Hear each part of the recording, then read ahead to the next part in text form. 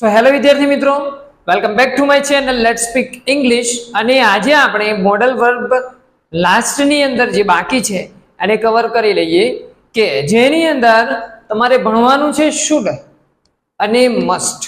બેને આજે આપણે એનો કોન્સેપ્ટ બિલકુલ બેઝિક થી ક્લિયર કરીએ.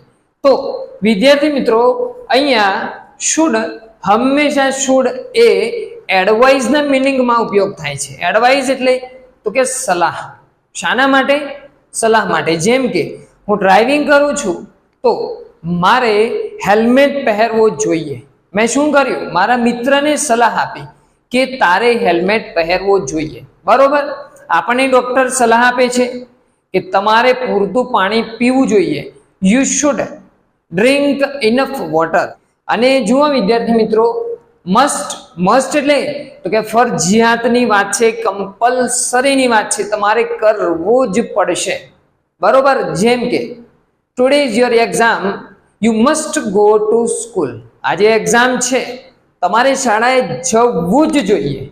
શું કર્યું? મેં ભાર મૂક્યો. વિદ્યાર્થી મિત્રો, જે પણ ક્રિયાઓ કે જે ફરજિયાત કરવી જ પડે એવી હોય ત્યાં તમે મસ્ટ લગાવી અને બોલી શકો. અને જ્યાં સલાહની વાત થતી હોય ત્યાં તમે શુડ નો ઉપયોગ કરી શકો. કેટલાક એક્ઝામ્પલ છે એનાથી તમને સમજાવું.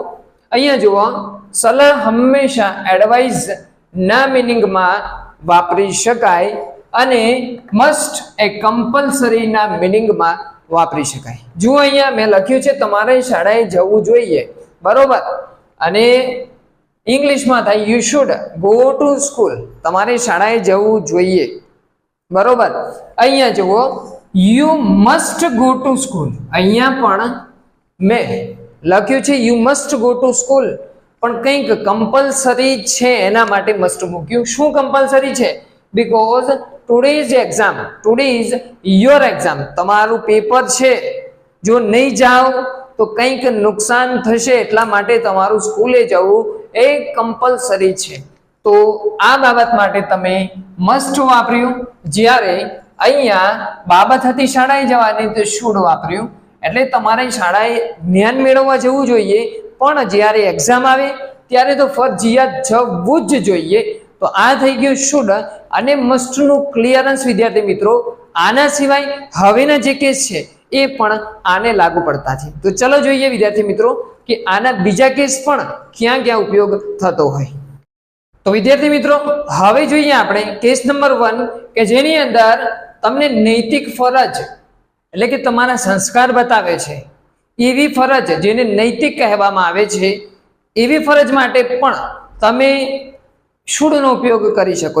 તમારે તમારા મમ્મી પપ્પાની આજ્ઞાનું પાલન કરવું જોઈએ. આ તમારા સંસ્કાર બતાવે છે. તો જુઓ, you should obey your parents. You should obey your parents.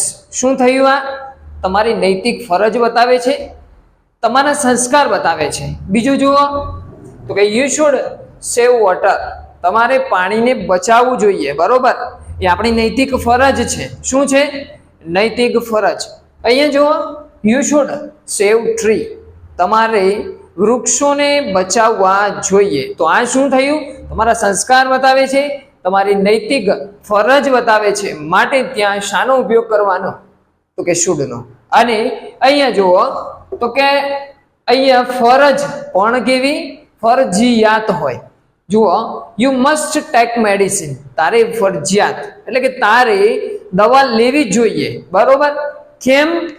Because you are ill, severe ill. બરોબર, વધારે પડતો બીમાર છે તો ડોક્ટર કહે છે ફરજિયાત લેવી પડશે. તો અહીંયા you must take medicine because you are ill. Second ની અંદર જુઓ તો you must do careful driving. તમારે ફરજિયાત ધ્યાનપૂર્વક ડ્રાઇવિંગ કરવું જોઈએ. બરોબર. અને જો નહીં કરો તો એક્સિડન્ટ થઈ જશે. અહીંયા શાનો ભાવ આવે છે? ફરજિયાતનો. અને કેવી ફરજ છે? ફરજિયાત છે. થર્ડ ની અંદર જુઓ, યુ મસ્ટ વિયર હેલ્મેટ. તમારે હેલ્મેટ પહેરવો જ જોઈએ, કારણ એ તમારી જિંદગીનું એટલે કે તમારા જીવનનું રક્ષણ કરે છે. તો વિદ્યાર્થી મિત્રો, કેસ નંબર 1 થઈ ગયો કે જ્યાં નૈતિક ફરજ અને ફરજિયાત ફરજ હોય ત્યાં તમારી શાનો ઉપયોગ કરવો એ આઈડિયા આવી ગયો હશે. તો વિદ્યાર્થી મિત્રો, હવે જોઈએ કે શુડ બી અને મસ્ટ બી. અહીંયા શું જોડાઈ ગયું? બી જોડાઈ ગયું પાછળ. જુઓ અહીંયા મેં લખેલું છે કે શુડ અને એની જોડે આવ્યો બી, અને અહીંયા પણ મસ્ટ અને બી. હવે બી નું મિનિંગ તમને ખબર છે. બી એટલે બનવું, બી એટલે થવું, કાં તો બી એટલે હોવું. બરોબર? અહીંયા પણ બી એટલે બનવું, બી એટલે થવું ને બી એટલે હોવું. બરોબર? પણ અહીંયા શું છે? શુડ છે અને અહીંયા મસ્ટ છે. હવે શું કહેવા માંગે છે? શુડ બી એટલે બનવું જોઈએ. બરોબર? મસ્ટ બી બનવું જ જોઈએ. કમ્પલસરીનો ભાવ આપણને બતાવે છે. કેટલા વાક્યો છે જુઓ તમે. તો કે યુ શુડ બી પોલાઇટ. તમારે વિનમ્ર બનવું જોઈએ. મેં શું કર્યું? મેં તમને સલાહ આપી કે તમારે કંઈક બનવું જોઈએ. બરોબર? અને અહીંયા જુઓ, યુ મસ્ટ બી ઓનેસ્ટ. તમારે પ્રામાણિક બનવું જ જોઈએ. શું કર્યું? મેં ભાર આપ્યો, મેં કમ્પલસરી તમને કહ્યું કે તમારે પ્રામાણિક બનવું જ જોઈએ. અહીંયા જુઓ, બીજું વાક્ય છે યુ શુડ બી ઓનેસ્ટ. તમારે પ્રામાણિક બનવું જોઈએ. અહીંયા મસ્ટ નો ઉપયોગ કર્યો છે, પણ અહીંયા બીજું વાક્ય જુઓ, you must be hard worker. તમારે સખત મહેનતુ બનવું જોઈએ. જો તમારે સફળ થવું છે તો આ ફરજિયાત છે. શું છે? ફરજિયાત શરત છે કે તમારે સખત મહેનત કરવી પડશે. તો આ થઈ ગયું શુડ બી અને મસ્ટ બી નો ઉપયોગ, જે તમે વાક્યમાં ગમે ત્યાં કરી શકો જ્યાં એવો મિનિંગ હોય કે બનવું જોઈએ. હવે જોઈએ હેવ, શુડ હેવ અને મસ્ટ હેવ. તો વિદ્યાર્થી મિત્રો, હવે થર્ડ કેસની અંદર જોઈએ આપણે કે શુડ અને મસ્ટ ની સાથે જો હેવ નો ઉપયોગ થાય તો એનું મિનિંગ શું નીકળે છે? અહીંયા જુઓ, શુડ હેવ. બરોબર? અને હેવ એટલે આઈ હેવ અ પેન. બરોબર? થોડો આઈડિયા છે. અને જો હેવ હેઝ ભણવું છે તો વિડીયો અપલોડ છે, ત્યાં જઈને જોઈ લેજો. એટલે હેવ એટલે પાસે હોવું, કાં તો કોઈ ક્રિયા પૂરી થઈ ગઈ હશે. અને અહીંયા જુઓ, મસ્ટ હેવ પાસે હોવું જ જોઈએ એવું મિનિંગ બતાવે છે. વાક્ય જોઈએ આપણે, એક્ઝામ્પલ જોઈએ અને સમજી લઈએ. જો યુ શુડ હેવ કોલ્ડ મી. કોઈ મિત્રનું એક્સિડન્ટ થયું છે ત્યારે તમે એના ઘરે જાઓ તો તમારા ઘરની આજુબાજુ એક્સિડન્ટ થયું હોય તો તમે શું બોલો છો? મને તો કોલ કરવો જોઈએ. શું બોલ્યા તમે? એને ફરજિયાતની કઈ મિનિંગથી કહ્યું નથી, પણ શું કહ્યું? તમારે મને બોલાવવો જોઈએ, એટલે કે તમારે મને કોલ કરવો જોઈએ.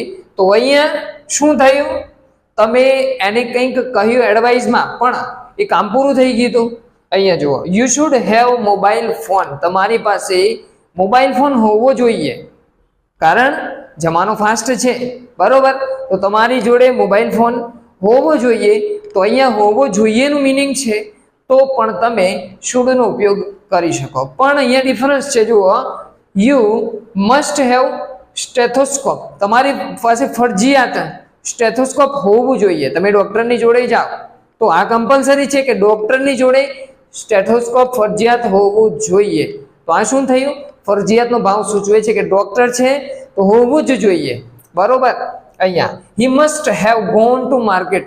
તે બજાર નીકળી ગયો એટલે કે જતો રહ્યો હોવો જોઈએ. અહીંયા શું છે? હોવું જ જોઈએ. બરોબર? બે મિનિંગમાં, પાસે હોવું જોઈએ અને હોવું જ જોઈએ, એવા બે મિનિંગમાં આપણે મસ્ટ નો ઉપયોગ કર્યો. અને અહીંયા પણ આપણે શુડ નો ઉપયોગ એવી જગ્યાએ કર્યો જ્યાં કંઈક આપણી પાસે હોવું જોઈએ. તો વિદ્યાર્થી મિત્રો, વિડીયો ગમે તો લાઈક અને શેર કરો.